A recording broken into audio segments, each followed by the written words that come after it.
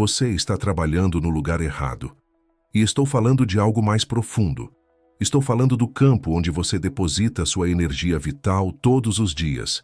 E existe uma chance real, assustadoramente real, de que esse campo nunca vai produzir o que você está esperando dele. Não porque você é incapaz, não porque sua fé é fraca, não porque você não se esforça o suficiente, mas porque a terra onde você está plantando simplesmente não foi feita para sustentar o que você foi criado para colher. Isso é difícil de ouvir.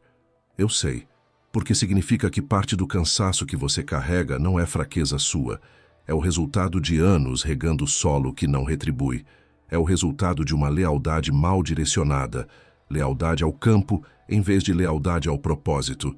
E ninguém te avisou, ninguém sentou do seu lado e disse: antes de plantar tudo o que você tem, verifique a terra. Antes de investir sua fé, seu tempo, sua saúde e seus melhores anos, pergunte se esse campo tem condições de sustentar crescimento real. Porque existe uma lei que opera silenciosamente por trás de toda a trajetória humana. Uma lei que os que prosperam aprenderam a respeitar e os que ficam parados nunca perceberam que estavam violando. Essa lei diz o seguinte: o esforço certo no campo errado produz exaustão. O esforço certo no campo certo produz colheita. E a diferença entre essas duas trajetórias não está na quantidade de trabalho. Está na qualidade da escolha que veio antes do trabalho. Este vídeo é sobre essa escolha, sobre o princípio estratégico que determina quem prospera e quem passa décadas congelado no mesmo lugar, com a sensação perturbadora de que está se movendo muito sem chegar a lugar nenhum. Se o que você acabou de ouvir tocou algo dentro de você, se inscreva agora no canal, ative o sininho e deixe o coração neste vídeo. E se você conhece alguém que está exausto sem entender por quê, compartilhe este conteúdo com essa pessoa agora. Pode ser a resposta que ela estava procurando sem saber o nome. O princípio da seletividade. Por que a escolha do campo precede qualquer esforço? Há um princípio documentado por gerações de estrategistas, líderes e sábios que diz o seguinte: a qualidade do resultado não depende apenas da intensidade do esforço, mas da qualidade do terreno em que esse esforço é aplicado. Isso contraria diretamente a crença mais popular sobre o sucesso, aquela que diz que quem trabalha mais, colhe mais. Mas essa crença está incompleta. O agricultor que trabalha 18 horas por dia num solo salinizado não vai superar o agricultor que trabalha 8 horas num solo rico em nutrientes. O esforço do primeiro pode até ser admirável, mas o resultado vai ser amargo. A neurociência explica o que acontece quando uma pessoa insiste num campo errado por tempo prolongado. O cérebro, ao perceber que o esforço repetido não está gerando retorno proporcional, começa a reduzir a dopamina associada à atividade. A motivação cai. A criatividade diminui. O sistema nervoso interpreta a falta de resultado como ameaça e eleva o cortisol basal. A pessoa fica cansada sem motivo aparente, desanimada sem conseguir identificar a causa e começa a questionar sua própria capacidade quando o problema nunca foi capacidade, foi campo. A seletividade não é arrogância, não é preguiça disfarçada de critério. A seletividade é inteligência aplicada à gestão da energia vital. Todo ser humano possui uma quantidade finita de atenção, tempo e força.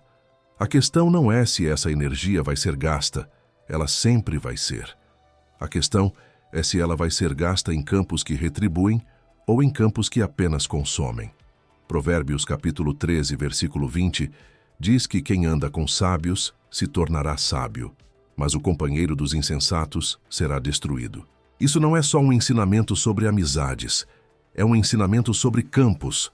Os campos que você frequenta, relacionamentos, ambientes, projetos, conversas, compromissos, moldam o que você se torna. A fertilidade de um campo não se mede só pelo que ele produz, se mede também pelo que ele faz com quem está nele. O custo do campo errado, o que a insistência em solos áridos faz com quem persiste. Existe um custo que ninguém contabiliza quando decide ficar num campo que não sustenta crescimento. Não é o custo óbvio da falta de resultado.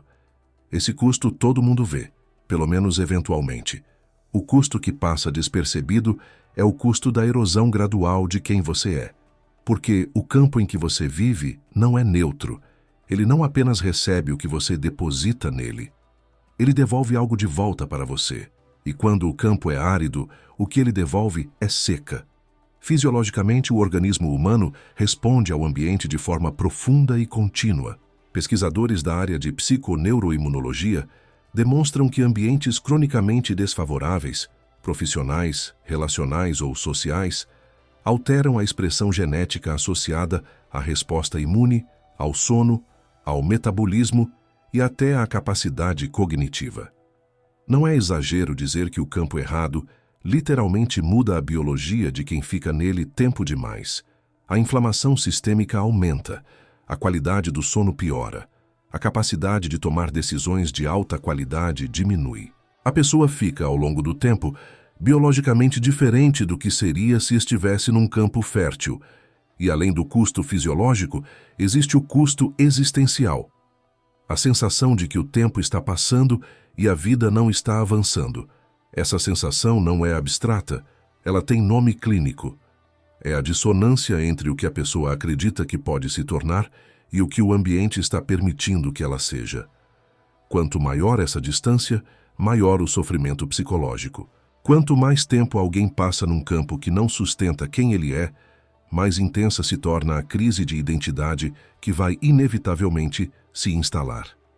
Isaías capítulo 48, versículo 10 diz: Eis que eu te refinei, mas não como prata. Escolhi-te na fornalha da aflição. Essa é uma imagem poderosa.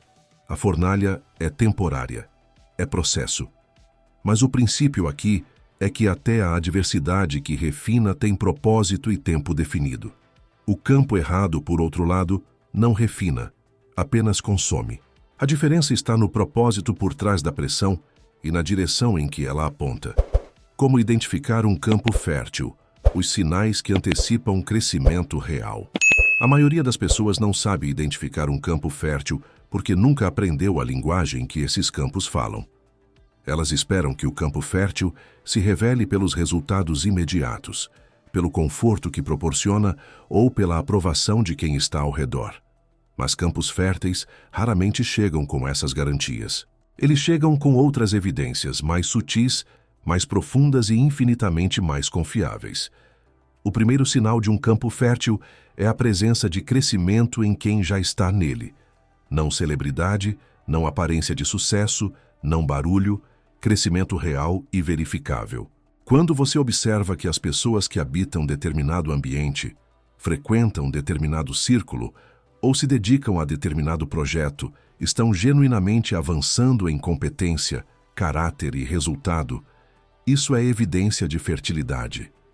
A terra boa produz fruto nos que nela habitam. O segundo sinal é a demanda por qualidade crescente. Campos férteis exigem cada vez mais de quem está neles, não porque sejam cruéis, mas porque estão em expansão. Um campo que não desafia, que não exige evolução, que te mantém exatamente onde você está, pode ser confortável, mas não é fértil. Fertilidade implica movimento, implica que a terra quer produzir mais do que já produziu. O terceiro sinal é a presença de polinizadores, pessoas, ideias, conexões e recursos que aparecem naturalmente no ambiente e amplificam o que você está construindo. Campos férteis atraem polinizadores. Quando você está no lugar certo, as colaborações certas aparecem. As informações certas chegam.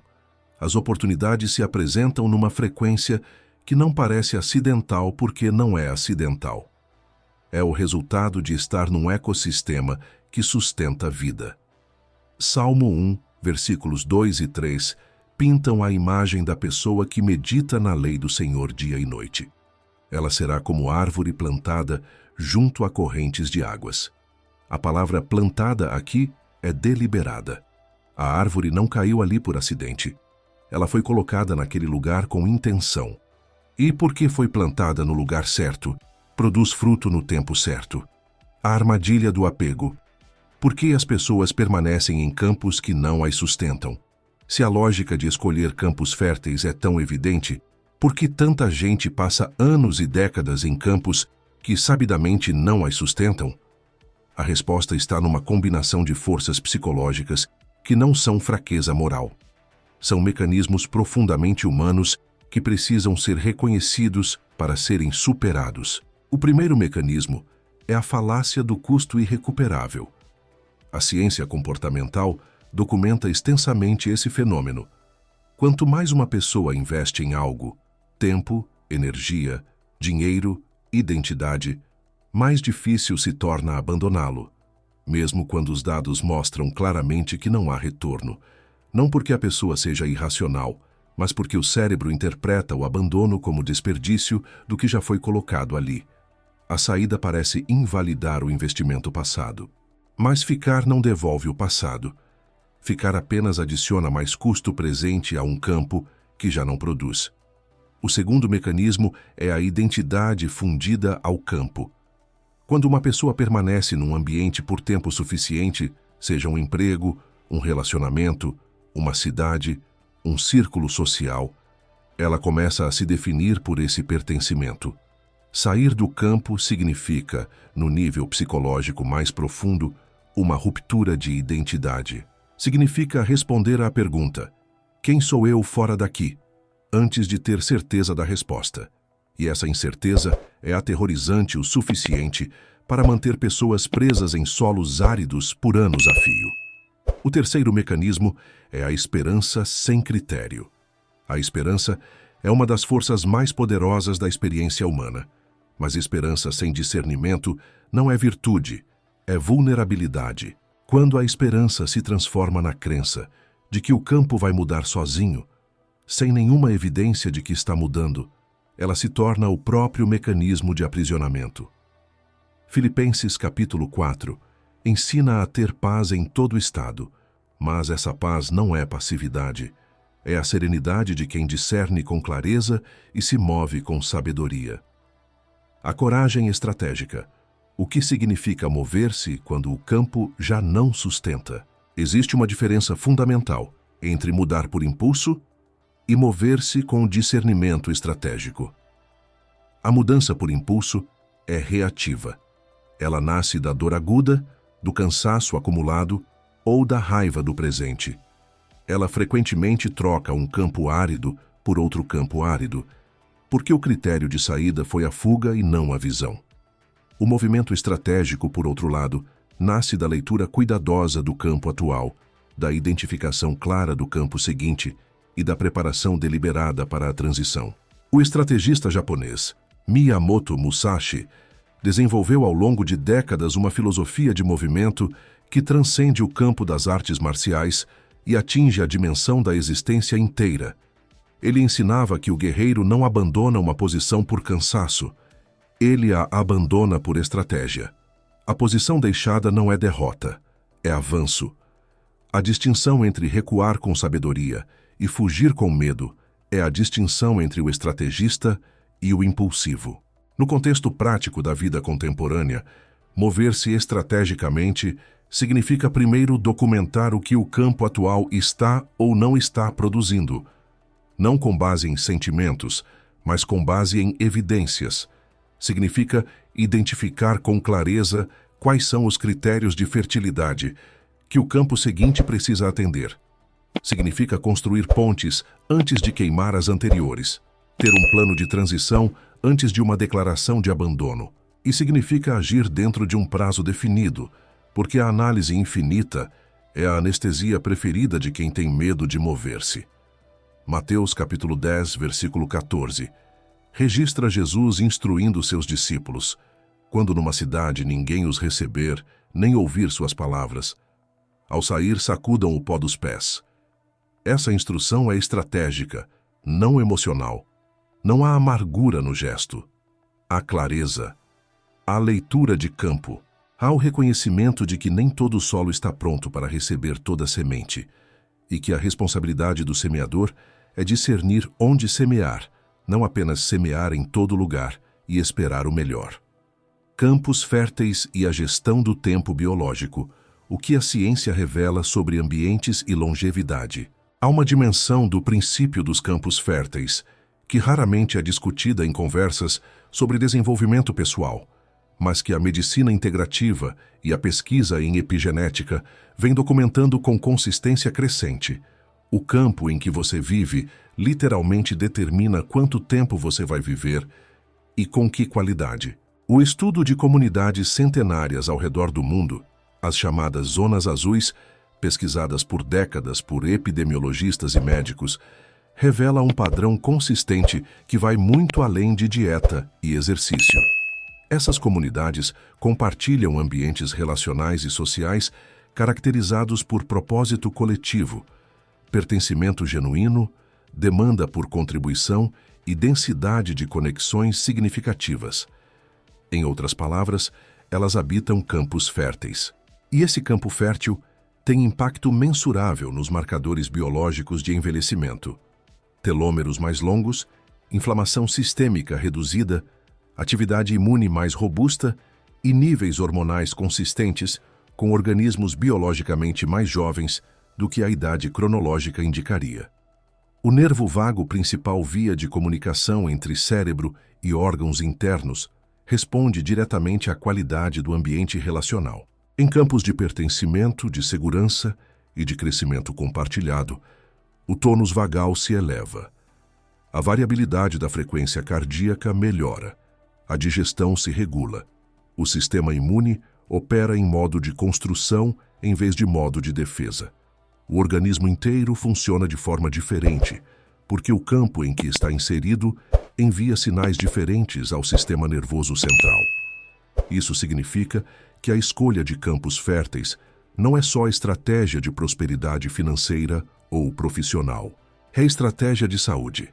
É estratégia de longevidade. É a decisão mais consequente que um ser humano pode tomar em relação ao próprio corpo, e ela não começa no consultório médico. Ela começa na escolha consciente de onde você planta sua presença, com quem, em torno de quê e para qual propósito. A colheita pertence a quem escolheu o campo certo. Chegamos ao ponto onde tudo converge. Não é coincidência que as pessoas que mais prosperam ao longo do tempo, em saúde, em finanças, em relacionamentos, em propósito, sejam as que desenvolveram, consciente ou intuitivamente, a habilidade de escolher campos férteis antes de investir esforço. Elas não trabalham mais do que os outros. Elas trabalham em lugares que sustentam o trabalho. Elas não creem mais do que os outros. Elas creem no que tem terreno para germinar. E o que diferencia essas pessoas das demais não é uma qualidade inata. É uma disciplina desenvolvida. A disciplina de observar antes de plantar. De perguntar não apenas, estou trabalhando muito? Mas, estou trabalhando no campo certo? De não confundir fidelidade ao campo com fidelidade ao propósito, porque às vezes o ato de maior fidelidade ao propósito é reconhecer que aquele campo específico não é onde esse propósito vai se realizar.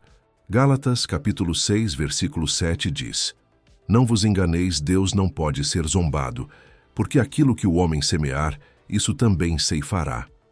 A maioria interpreta esse versículo como aviso moral, mas ele é também um ensinamento agrícola profundo.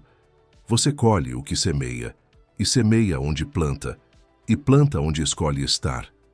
A cadeia de causalidade começa na escolha do campo. Se você chegou até aqui, você já sabe que tem uma decisão a tomar. Não amanhã, não quando as condições estiverem perfeitas. Agora, avalie o campo onde você está. Pergunte-se com honestidade cirúrgica se esse campo está produzindo crescimento real em você ou se está apenas consumindo sua energia sem retorno proporcional. E se a resposta for desconfortável, não fuja dela, use-a, porque o desconforto dessa percepção é o primeiro sinal de que a semente em você está pedindo um campo melhor. Este canal existe para ser um desses campos férteis na sua vida. Se este conteúdo plantou algo em você hoje, deixe seu coração aqui. Compartilhe com quem precisa ouvir isso e se inscreva para continuar nessa jornada. A próxima semente já está sendo preparada.